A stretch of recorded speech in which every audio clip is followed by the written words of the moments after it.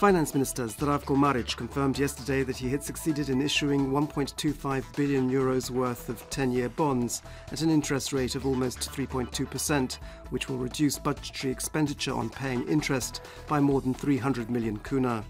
This money will be used to refinance an older loan that matures next month. Speaking on Croatian television last night, Maric said that this was the lowest interest rate Croatia had succeeded in securing since the country issued bonds on the international financial markets. A delegation from the European Commission is in Zagreb to talk to the government about speeding up the pace of its structural reforms, which Brussels believes have stagnated since the middle of 2015. While attending today's conference on Croatia's business climate, organised by the Croatian Chamber of Economy, Croatian Prime Minister Andrej Plenković said the fact 3 international credit rating agencies had changed Croatia's outlook from negative to stable was a positive sign, but acknowledged structural reforms still had to be implemented. He said that the government was working on this, specifically mentioning the state administration, the judiciary and the health and pension systems in this context. 7 buses carrying around 350 unemployed people set off from Karlovac and other towns in that county to attend a special tourism fair in Zagreb, where they are hoping to find work during the coming tourist season. The event was organised due to the need for more seasonal workers along Croatia's Adriatic coast, and 51 employers are attending the event in the hope of finding suitable candidates. After his meeting with Prime Minister Plenković today, Most MP and Deputy Prime Minister Ivan Kovačić confirmed that he had received Plenković's full support for his decision to relocate 2 civil servants in the former SDP-led coalition government to the State Administration Ministry. Kovačić's decision was heavily criticised by the HDZ MP Josip Đakić, which provoked Kovačić to threaten to resign. Plenković said today that Kovačić had not offered him his resignation. The leader of the opposition HNS party, Ivan Vrdoljak, commented yesterday that this incident showed the ruling coalition partners had become hostage to party politicking ahead of the forthcoming local elections.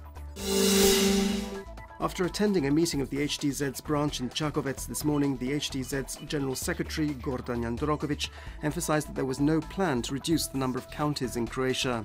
He said that this was too important an issue to experiment with during the forthcoming local elections, nor would it be a priority after them. He also pointed to Međimurje County as a good example of how a county's administration should function, and confirmed that Darko Horvat would be the party's candidate for the post of county prefect. The Croatian police have said that the responsibility for the incident at Saturday's football match between Hajduk and Rijeka, when a masked man ran onto the pitch and threatened the referee, lies with the game's stewards and organisers. The Split Football Club could end up having to pay a 250,000 kuna fine. There were other incidents of hooliganism during and after the game. The police initially arrested 15 people and some others later on the same day. A police spokesperson said today that now all the evidence had been collated, further arrests would be made. Sport, and in NBA basketball, 19-year-old Croatian Ivica Zubac had his best game for the LA Lakers despite the fact his team lost to Denver 129-101 last night. Zubac scored 25 points and 11 rebounds and was the best player in the game. In football, Split hosts Zagreb's Dinamo this afternoon in the return leg of the semi-final of the Croatia Cup. Split's chances of advancing are slim after losing the first leg in Zagreb by a score of 6-0. The match kicks off at 5 p.m. And in the 5th round of play in the World Water Polo League, Croatia faces France this evening. The match will be held in Vukovar's new swimming complex and begins at 6 p.m.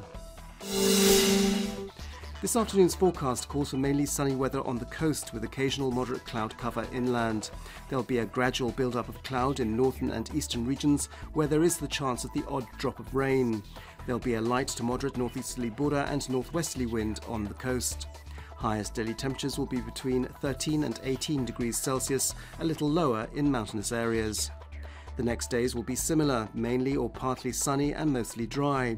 There could be more cloud on Wednesday and Thursday, while on Friday it'll be sunnier and warmer. On the coast it'll be mainly sunny. There could be more cloud on Wednesday, especially on the northern coast. There'll be a light to moderate northeasterly bura and northerly wind on the coast, while during the afternoon there'll be a northwesterly wind on the open seas of the Adriatic.